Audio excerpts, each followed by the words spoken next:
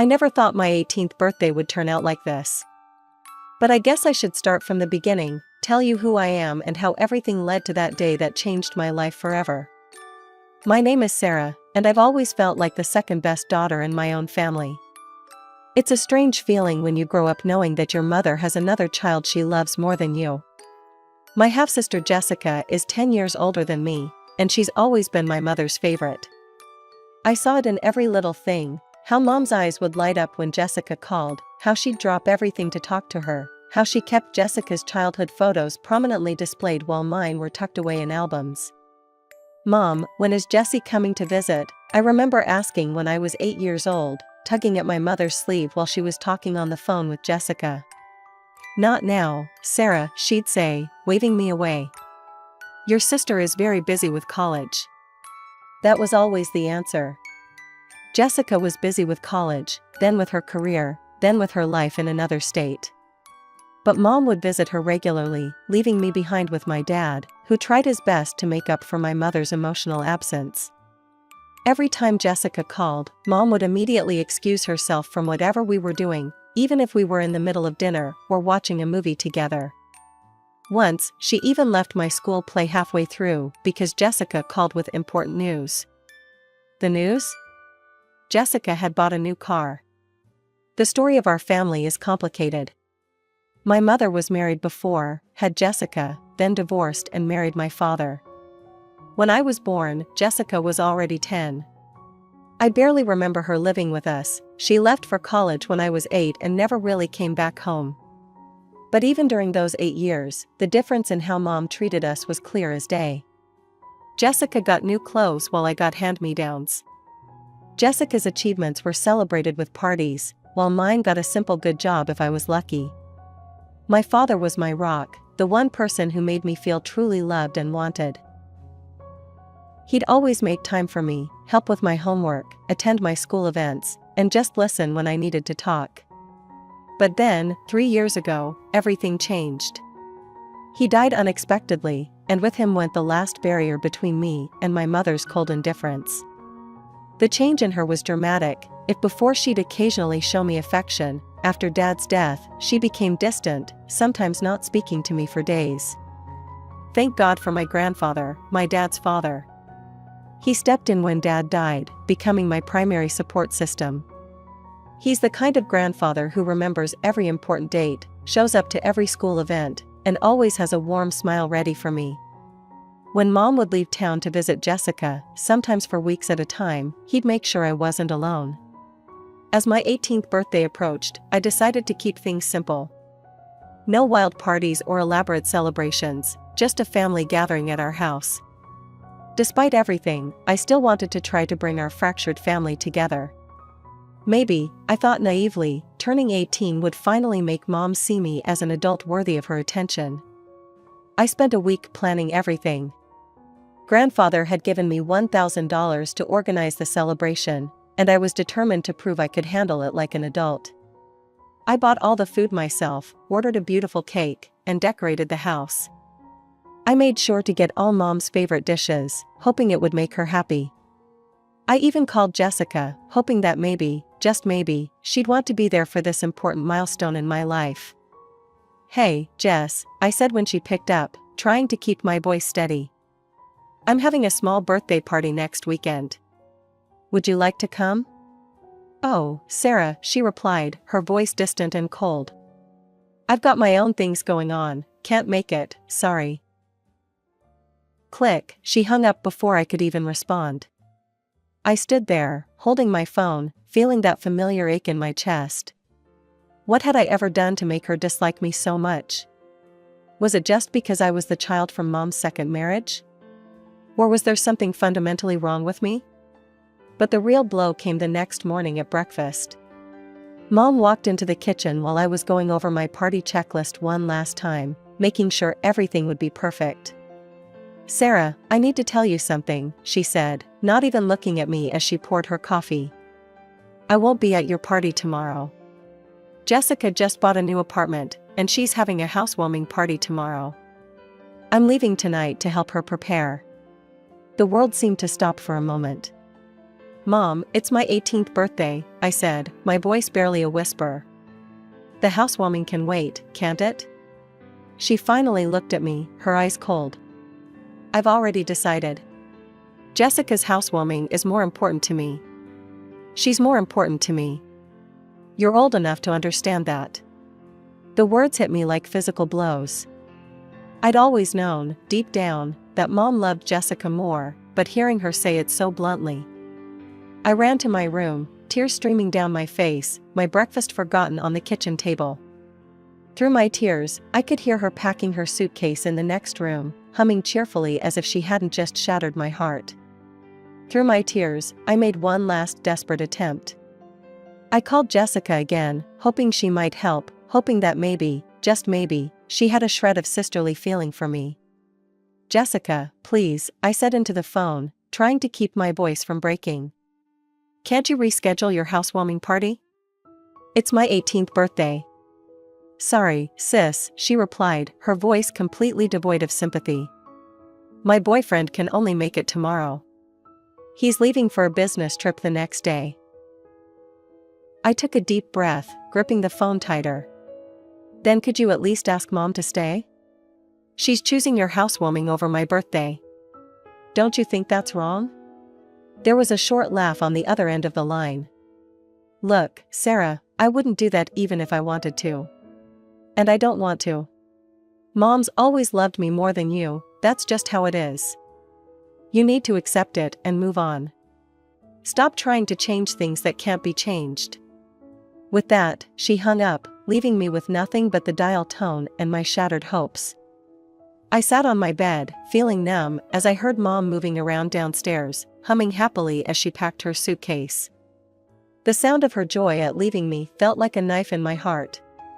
Then her voice called up, Sarah, I'm leaving for the station now.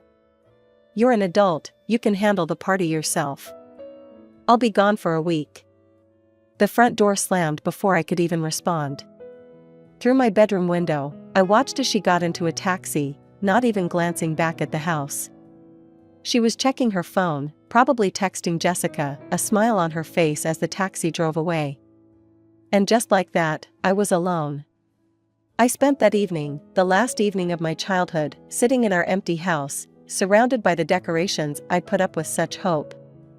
The birthday cake I'd ordered sat in the fridge, and party snacks were laid out on the kitchen counter, ready for tomorrow. The balloons I'd inflated bobbed gently in the air conditioning, casting strange shadows on the walls. Everything looked perfect, except it wasn't. The two people who should have cared the most about my birthday had chosen to be somewhere else. The morning of my birthday dawned bright and clear, as if nature was mocking my mood.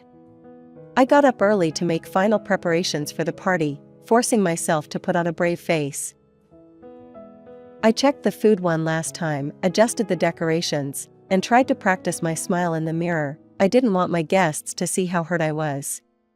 Around noon, guests started arriving, my Aunt Clara, Mom's sister, with my cousins, some of Dad's relatives, and finally, Grandfather. Happy birthday, sweetheart, Aunt Clara hugged me tight, her familiar perfume reminding me of happier family gatherings. Then she looked around, her smile faltering.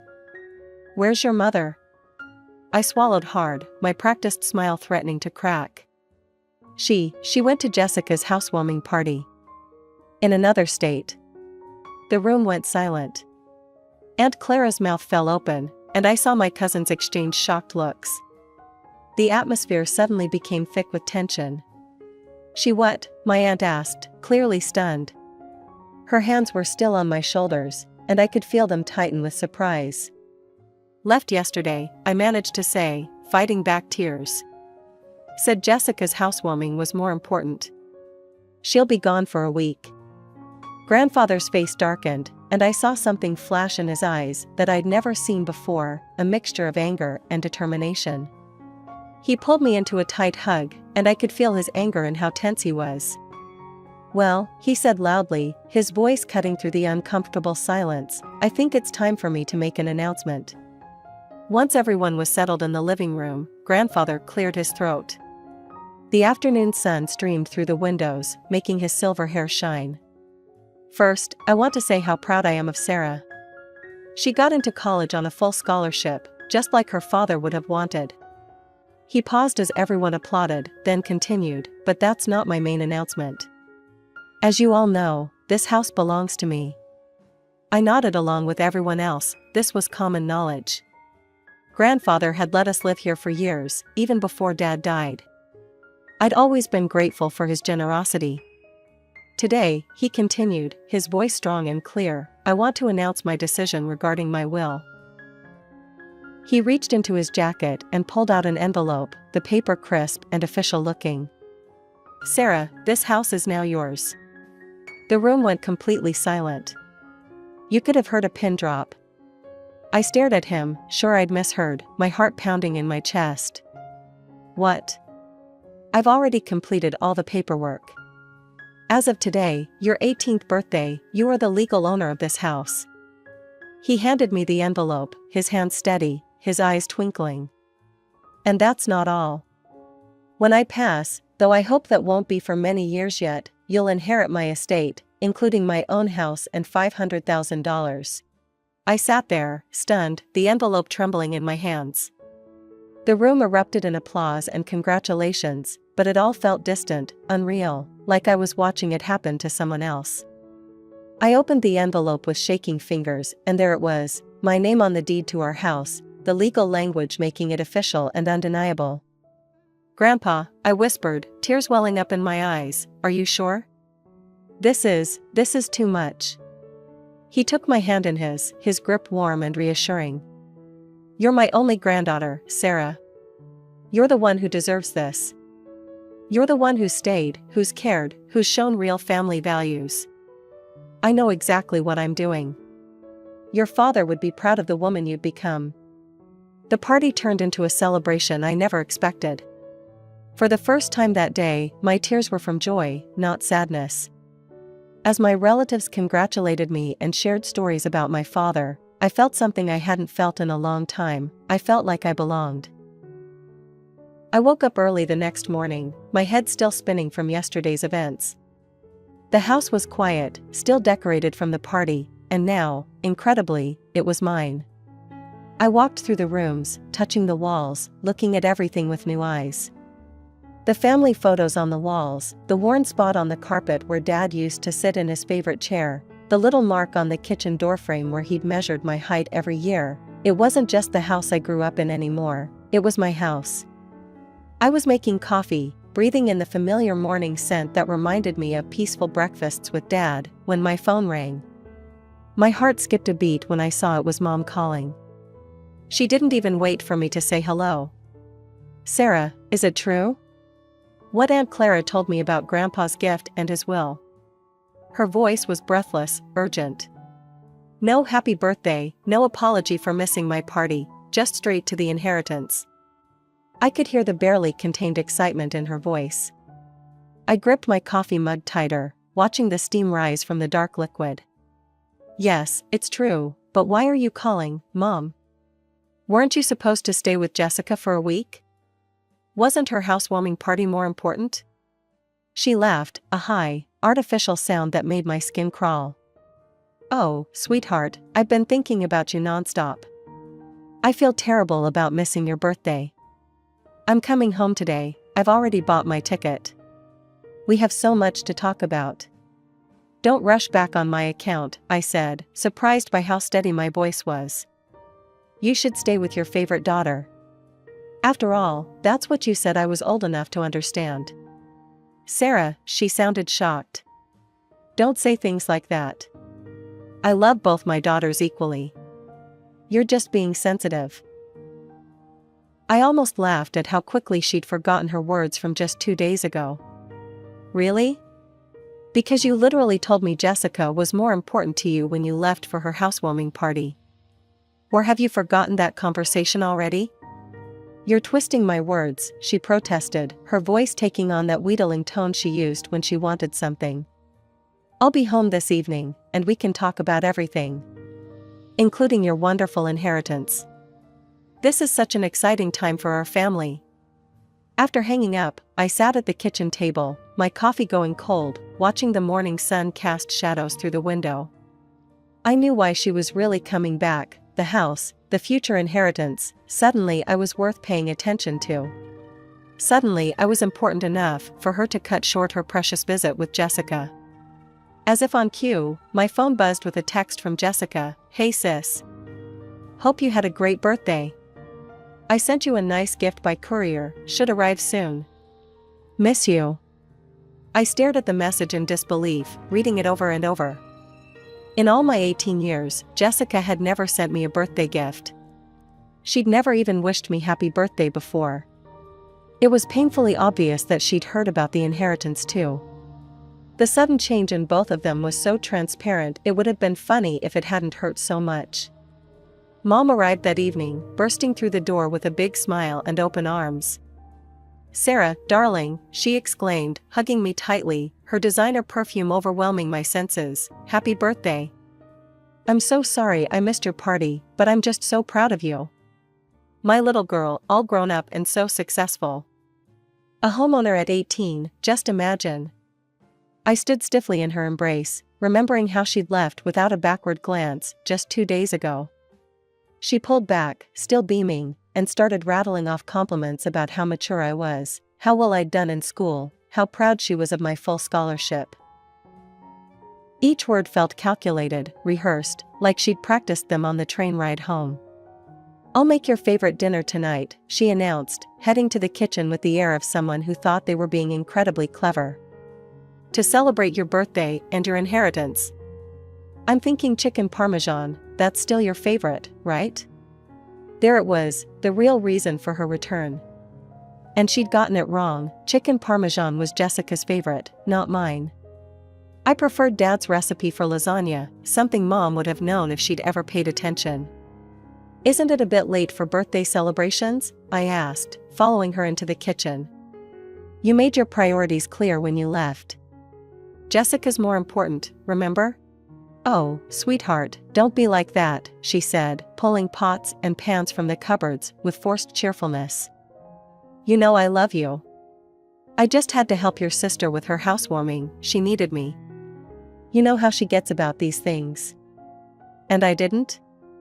It was my 18th birthday, Mom. A once-in-a-lifetime event." She waved her hand dismissively, not meeting my eyes. "You're more mature than Jessica was at your age. I knew you could handle it."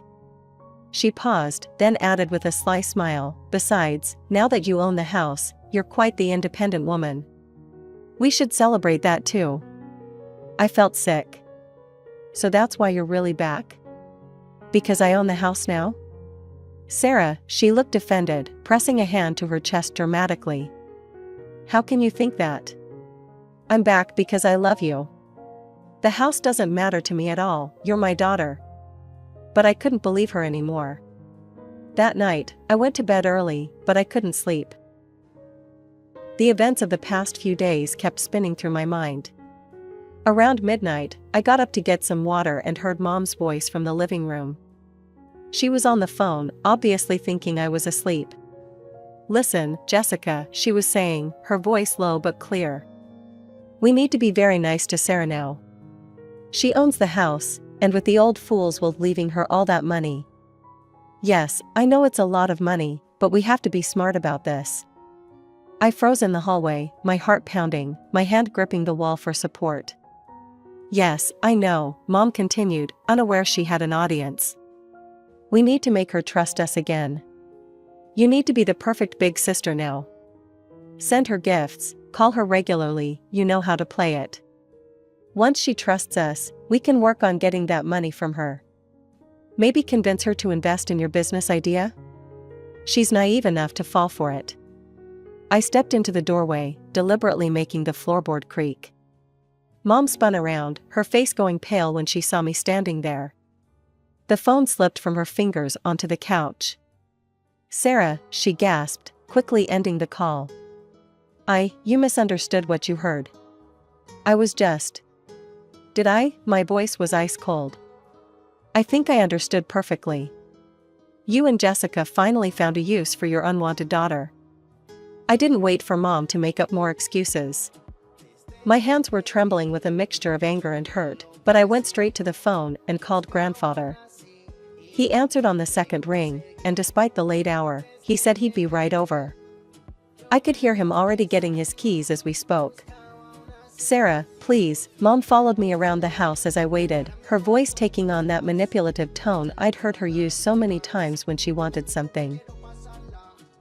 "You're taking this all wrong. I was just trying to help Jessica with her business. As a family, we should support each other. Why are you being so difficult about this?" I turned to face her, really seeing her for the first time, the calculated concern in her eyes, the way she held herself, ready to switch tactics at a moment's notice. "Family? Is that what you call this? Plotting to manipulate me for money? Calling grandfather an old fool and planning to trick me into giving away my inheritance?" "You're being dramatic," she said, her tone shifting from pleading to irritated in an instant. "This is exactly why I've always found it easier with Jessica. She understands how family works. She knows sometimes we need to help each other financially." "You're acting like a child." "No, she understands how you work," I shot back, feeling years of suppressed anger finally breaking free. "You both do. It's always been about what you can get from people, hasn't it? That's why you married Dad, because he had money. That's why you stayed after he died, because of this house. Was there ever a moment when you actually loved either of us?" Mom's face turned red with anger. "How dare you?" The doorbell interrupted her, and I rushed to let grandfather in.